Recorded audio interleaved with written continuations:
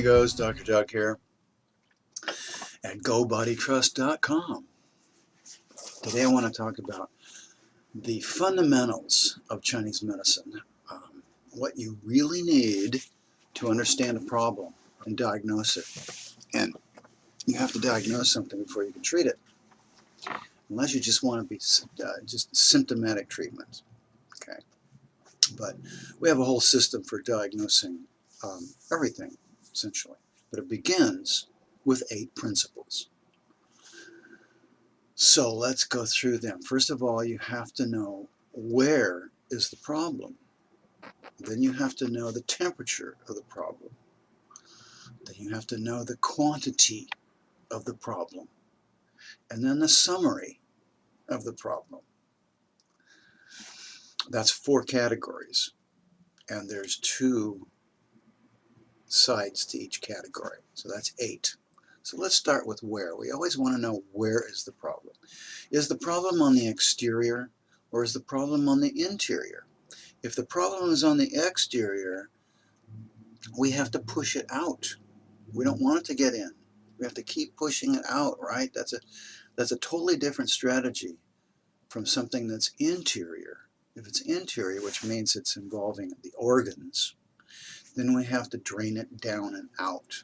We have to take it out through the urine and stool, usually. So that's called exterior, interior. Is it exterior or is it interior? All this, by the way, is in chapter 2 of my book, Chinese Medicine for the Modern World. Bing. Which is out now. You can get it on Amazon. The second category is temperature. Is it hot or is it cold? Is it warm or is it cool?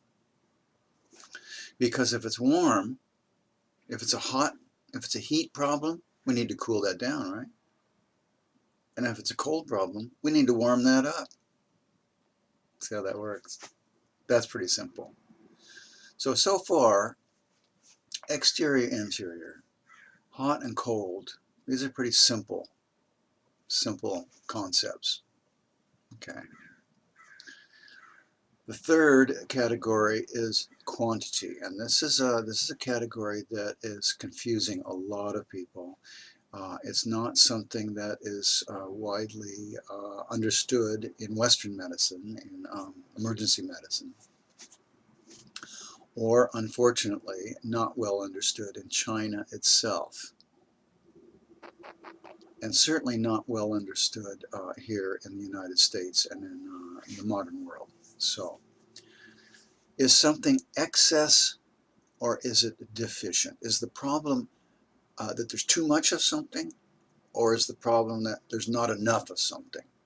And we call that excess and deficiency. In Chinese medicine, it's shi and qu. Shi and qu, boy, are they confusing when you're a beginning student, I'll tell you. We just call it excess and deficiency. Because if there's too much of something, you have to get rid of it, right? And if it's a deficiency, well, you have to supplement it. You have to add. And I can tell you right now, in the modern world, country in which I live, United States, it's all excess. It's all excess. This is the land of excess. It's excess of everything. So you have to get rid of a lot of stuff. Deficiencies are usually secondary. That is, if an excess continues, it will cause a deficiency, but the deficiency is second. It's secondary. It's not primary. The primary problem in this country is one of excess. So, excess heat, excess qi stagnation or stagnation, and excess damp. So, the fourth category is the summary, and that is yin and yang. Is this problem mainly a yang problem, or is this problem mainly a yin problem? And since we have excesses overflowing, we generally look for, is this an excess yang problem, or is this an excess yin problem? Yang, of course, is the sunny side of the hill. Yin is the shady side of the hill. That's what those characters mean. So sunny side of the hill, what do you have on the sunny side of the hill? You have warmth, you have movement. You also tend to have exterior. So exterior, warmth, and excess are all yang.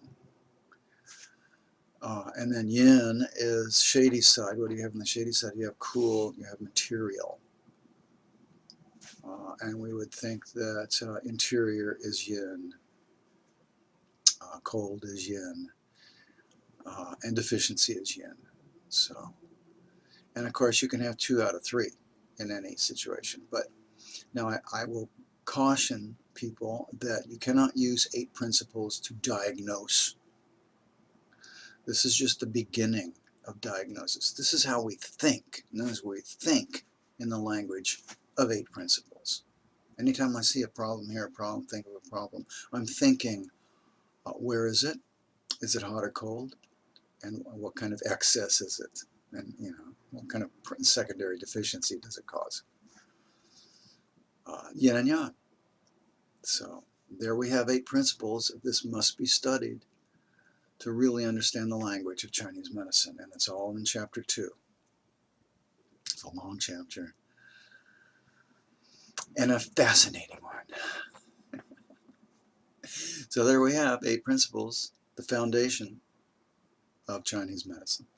Have a great day, have a great weekend, amigos. Hasta el lunes. See you then.